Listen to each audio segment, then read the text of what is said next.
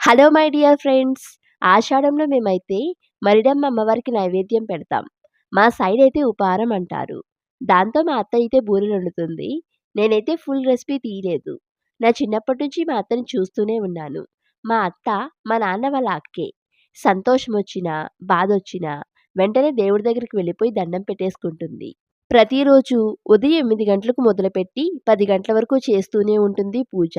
ఇక స్పెషల్ రోజుల్లో అయితే ఇంకో గంటో, గంటన్నరో ఎక్స్‌ట్రా పూజయితే ఉంటుంది. మంత్రాలు, దేవుడి పాటలు జపిస్తూనే ఉంటుంది. మేమైతే దేవుడిని కూడా కొంచెం టిఫిన్ తిన్నివ్వే అంటూ ఏడిపిస్తాం.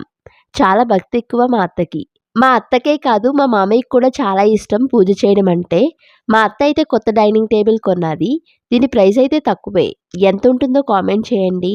మా అత్తతో ఫస్ట్ వీడియో చేస్తున్నాను. అందుకే మా అత్త అలా చూస్తూనే ఉండిపోయింది. వీడియో నచ్చితే ఒక లైక్ ఇచ్చి మా ఛానల్‌ని సబ్స్క్రైబ్ చేసుకోండి.